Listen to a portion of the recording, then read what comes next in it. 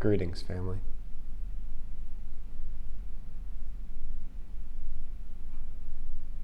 I know who you are. I know what you are. I know how you serve. You are free. You are free. You are free.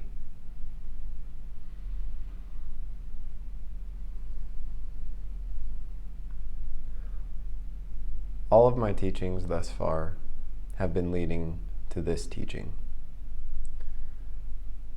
What we're going to talk about today is community. True community.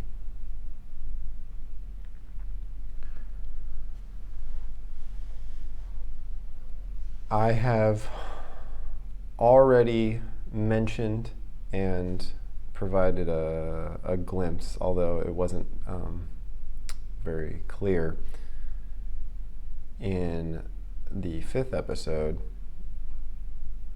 of some fundamental designs for true community, some fundamental aspects of design. However, I felt as though it was prudent to put together a map of fundamental community concepts, because I wrote this book, Common Ground, and articulated many of those concepts in that book. However, I felt it was important to expound upon some of those concepts and illustrate it in a way that was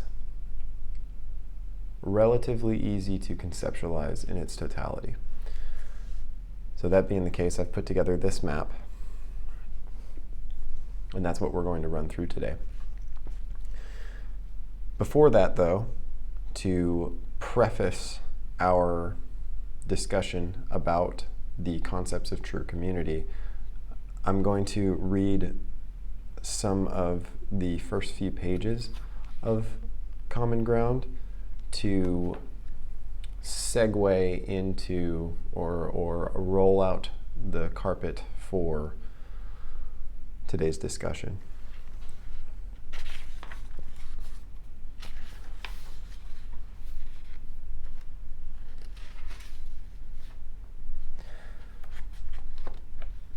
The book begins, "Over the course of my life on this planet, I have observed many people go about their lives in a way that, while at times seemed joyous and beautiful, overall felt hollow, fleeting, and meaningless. In recent years, it has become clear to me that for anything to have true meaning, it must be based in principles. The lack of meaning that I have witnessed in my own life and the lives of many others stems from a lack of principles. Being social creatures, we humans operate most optimally and meaningfully in communities. What is community? The first definition of community is a group of people who live in the same area. The second is a group of people who share the same interests. I feel that a true community in practice is both of these, not one or the other. We are all, to some degree, under the first definition, a group of people living in the same area, in that we all share this earthly realm. More specifically, we all live in rather close proximity to other people. We share homes, neighborhoods, towns, and cities with other people. Very few of us are totally isolated. There are, generally, other people around.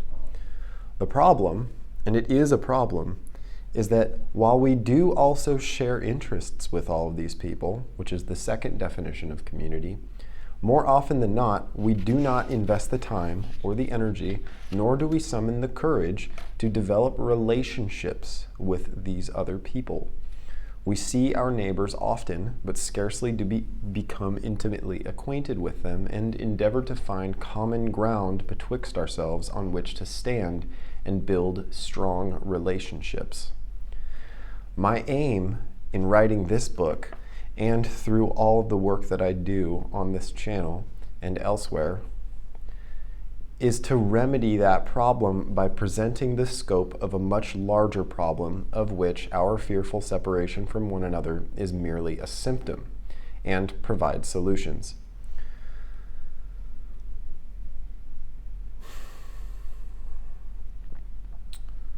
What do we all want? For the most part, we want our needs met, or more accurately, the means to provide our means, the means to provide our own basic needs, and to be left the fuck alone when we feel like it or need to be. Some people have different ratios that they prefer as far as how much solitude or company that they marinate in, but we all want our basic needs met, by that meaning food, water, shelter, communication, transportation, and medical care as needed, and the means to facilitate those needs. We also want to be alone when we need or want to be alone. And we want a genuine, logistically feasible opportunity to fulfill a role in a true community, a role which we are able to fulfill and enjoy playing, that we can be compensated as well as appreciated for. And these things are not lofty. These are not pipe dreams or utopian ideals. These are real, feasible things that are already happening in many places around the world. Communities of which I speak already exist. And more of them arise all the time as we collectively elevate in consciousness and remember who we are. Other people know of what I speak, and they are actively putting these truths into practice. True community, as I will describe, is not only feasible, it is the only way for us to truly live. Because denying our divinity, denying the truth of who, what, and how we serve, the truth of who we are, what we are, and how we serve, is to claim death at the cost of life. To claim fear, separation, or limitation is to choose death at the cost of life. These principles have already been put into place by many different people and continue to become more prevalent in the world as our species wakes from its long slumber. People have very basic essential needs. When you design a community with the intention of that community living, growing, and flourishing in truth, you must implement the infrastructure which facilitates the provision of those needs. People's needs must be met. Needs being met is the way that you facilitate one being fit for service. If one's needs are not met, they cannot be fit for service. When people are struggling to survive, they cannot be of service. This is something that we must be aware of, something that we must know as we move forward in building true communities. For most people in the world today, we do not have community. We have towns and cities and states and nations and continents, but we do not have community. If there are people in your town who are homeless, and there are empty homes in that town, then that town is not a community, it is organized crime. If there are people in your town who are dying of reasonably treatable dis-ease, while the means exist in that town to cure or remedy that disease, that town is not a community, it is organized crime. If there are hungry children in your town, that town is not a community. It is organized crime. The remedy to this organized crime is true community, which is what we are going to discuss today. As I mentioned, much of the problems that we face, if not all of the problems that we face, stem from a denial of the truth of who we are. What this means is a lack of principles. When you design a community, you must have principles in place for that community to stand in truth. As you design the infrastructure of that community, the principles of truth, the principles of true community must be present within that infrastructure in order for it to facilitate life in truth. So the mission of a true community, in my words, is to build, maintain, and refine systems for men and women to fulfill their role as stewards of Earth, and in doing so, foster the growth and development of their fellows. So we're going to dive right in. The most basic, essential component of a true community is meeting needs. Needs must be met in order for men and women to be fit for service. Needs are very, very simple. As I've mentioned before on the show, we are breatharian in truth. However, at this level of consciousness, which we find ourselves in collectively, we, generally speaking, most people need to eat physical food. We don't need a wide variety of foods. We don't need an array of palate-stimulating indulgences. We just need basic nourishment. So the infrastructure must be in place so that everyone is nourished with physical food as needed. Systems must be in place to provide clean water for drinking and cleaning, not just cleaning buildings, homes, but also for bathing. And space must be provided, a space in which to be. This simply means a place for people to sleep, a place for people to put their belongings, a place for people to be, a space in which to be. These three things, food, water, and shelter, must be present within a community in order for it to be a community.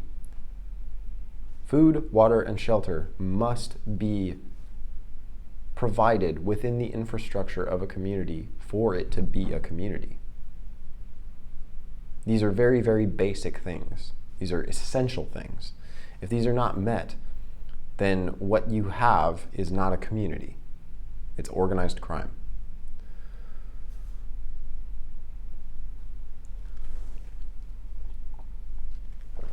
Only when people's needs are met can they be fit for service. So I've organized these in some way in rough correlation to the 7 chakra system. You can see there are only 6 here. And that's because the third eye and the crown are very, very closely interwoven and in many ways beyond human intellect and language. So this last bit here says refinement, and that it transcends language. We're talking about once all of these things are in place, then it's just a process of observing where things can be optimized. So as indicated by the colors, there is a correlation between each of these different aspects of community and the chakra that one might associate them with intellectually.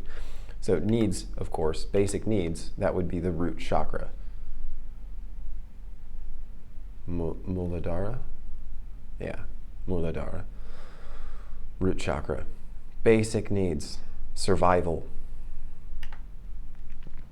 Inclinations. So these could be associated with the second chakra, the sacral chakra, the Svadhisthana. And these are things like, oh goodness gracious. How do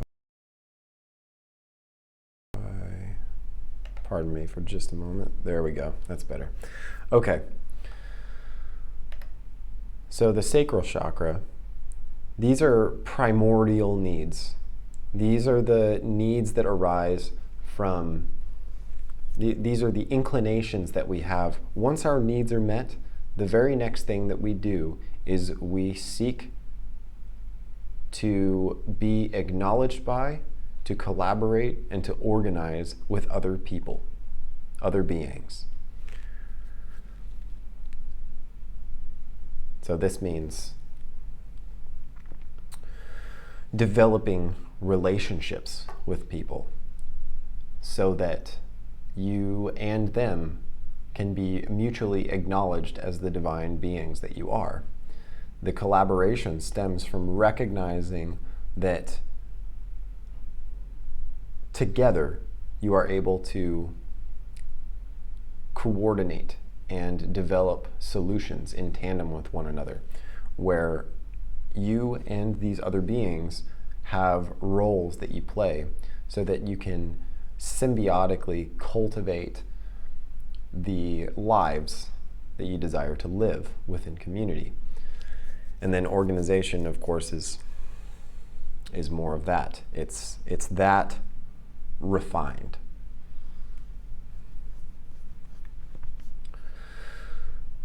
The solar plexus chakra,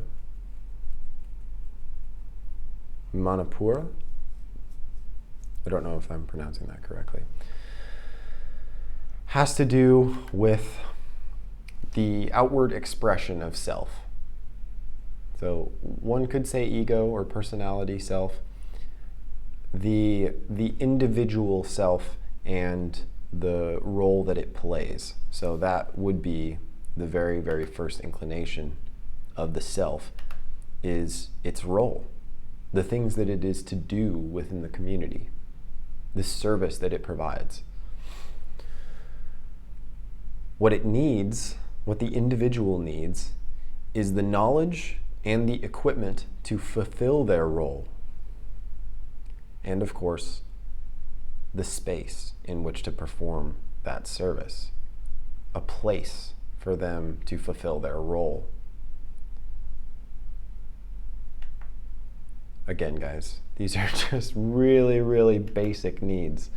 This isn't like super complex stuff. This is really, really basic stuff. And in order for you to have community, these things must be in place. Now, in recognition of what service means, what a role means, what a right to be is, it is worth mentioning that everyone must earn their keep or be sponsored. For instance, children or the elderly. But sponsorship cannot advocate or foster parasitism. The aim in sponsorship, such as with children or the sick, the aim is to facilitate healing, learning, and growth in the sponsored individual so that they may eventually be fit for service.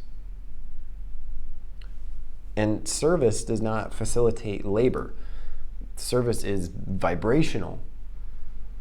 Not everyone is fit for physical labor. Others are more fit to design, to articulate, to teach, or nourish others with art, music, and so on.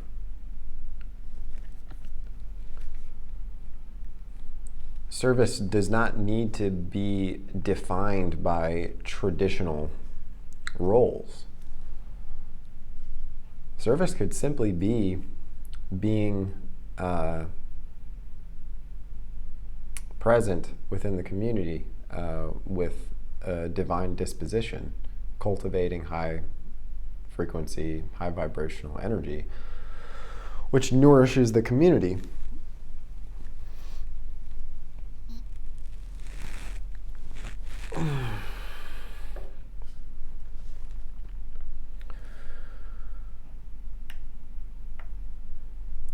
So these three here, needs, inclinations, and service, these could be recognized as the lower half of, of the chakras, the root, the sacral, and the solar plexus. These are the lower natures. So when those needs are met, when those things are aligned with the truth of who you are, then you operate from the heart and above. And the way that that manifests in community from the heart is tribe. Now, this isn't just the other people in your community, although they're included in this first section, life, the organisms in the environment.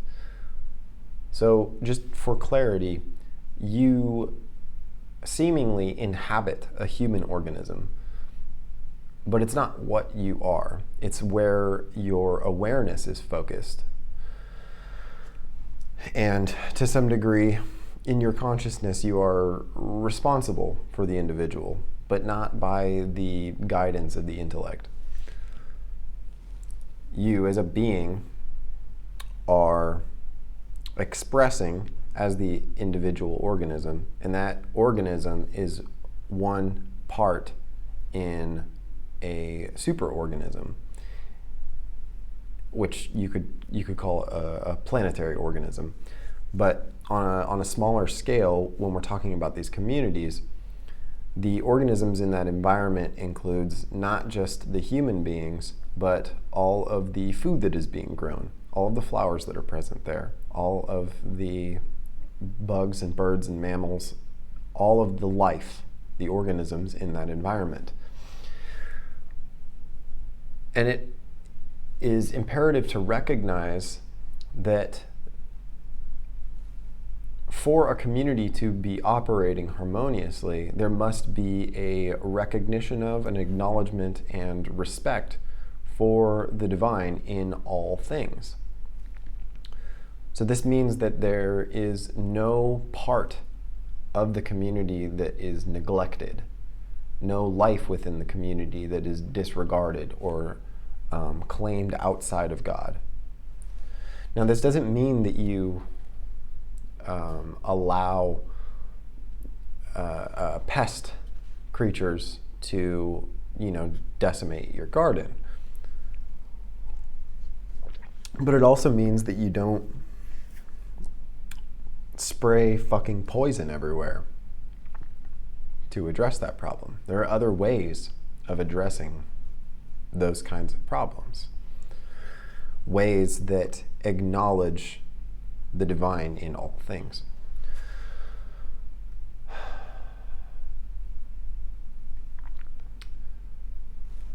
In addition to this recognition of the divine in all things, there must be, within a true community, space for all of that community's operations. We're talking about the land.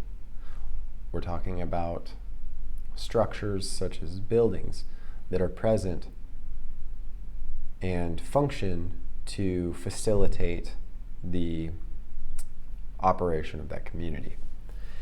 And again, in recognizing the divine in all things, in cultivating and attending to the respect that is inherent in that awareness, the structures that are erected in a true community are in alignment with that. And this is where permaculture enters into the picture, because a definition that I heard read of permaculture recently is a design system inspired by nature. And this essentially means that as you build a true community, the way that you organize your infrastructure is inspired by nature. You look at the way that nature solves problems, and you use that as a guidance system for the design of your own systems. You use nature as the basis for all of the infrastructure that you design and implement.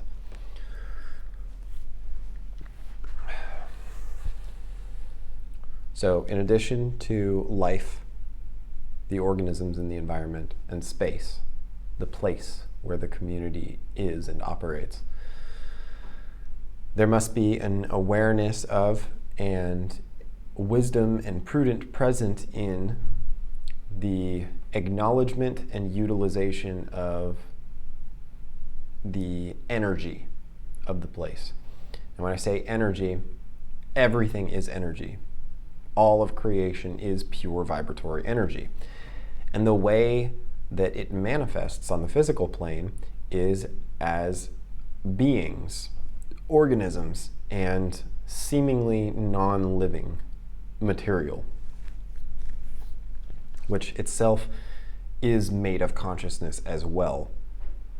So even if something is not living in some scientific sense, it is still made of pure vibratory energy just as everything else. And so in the wise and prudent utilization of resources, it is imperative to recognize the divine in all of those things. That materials are not treated as outside of God or less deserving of respect and acknowledgement than living things. All substance, living or otherwise, is of God. And it's imperative to recognize that and integrate that into the approach that we take in our utilization of resources.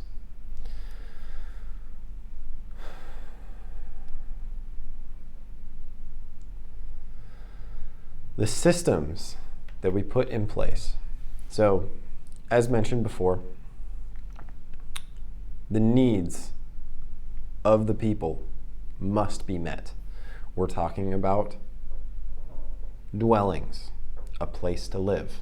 We're talking about gardens, where food is grown, and water systems. This is the utilization of tributaries and rivers, the collection and filtration of rainwater, and of course, returning all of the water used after it has been cleaned of any filth back to the environment.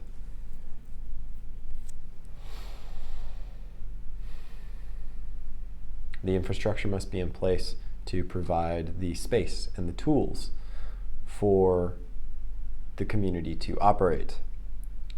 The opportunity, the space and the tools for the people of the community to fulfill their roles. The space and the tools necessary for collaboration and organization. All of these systems must be present for a community to operate in truth. And further from that, the infrastructure must be in place for tribe to manifest. Now this means that it's not a purely utilitarian paradigm. It seems as though many of our systemic collective problems have arisen from a prioritization of utility over aesthetic and beauty.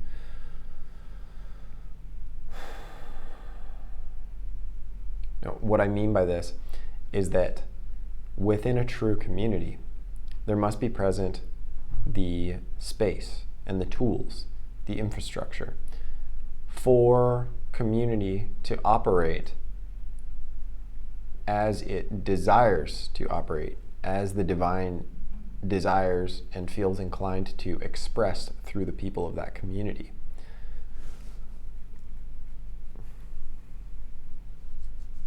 In a sense, we're talking about freedom of expression, talking about having space for art, for music.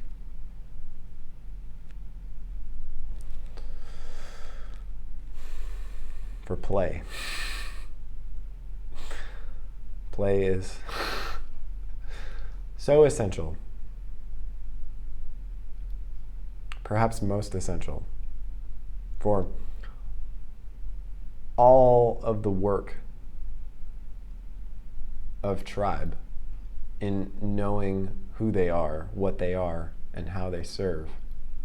All of that work is itself play when it is done in knowing.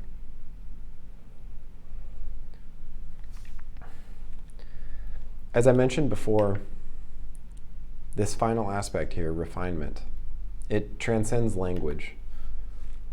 When you have a true community established, when you have the systems in place,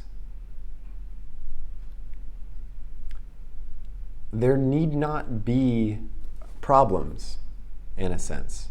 There will be opportunities for refinement.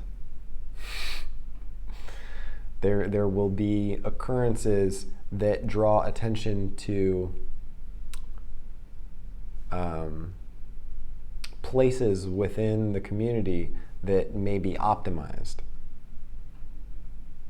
There need not be any drama about these occurrences. Just as in our current predicament, in our current lives, what we identify and claim as problems are really just opportunities to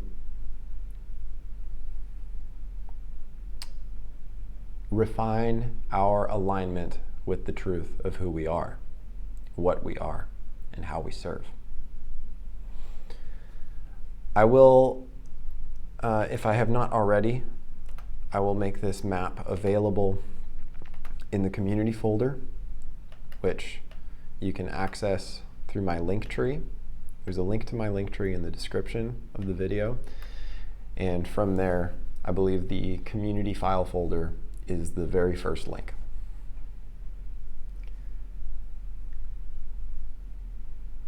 This is perhaps the most important video that I've done so far, because now that I have articulated these things to you, now that I have shared this map and the community design map with you, you have the tools that you need.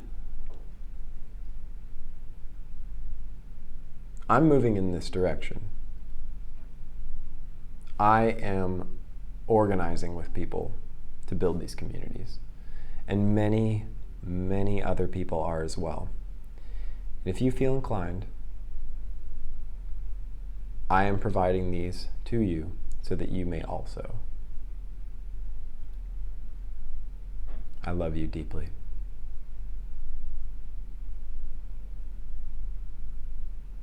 I know who you are. I know what you are.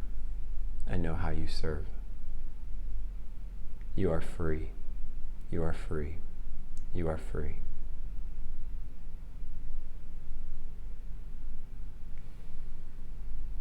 Thank you for your presence. Blessings.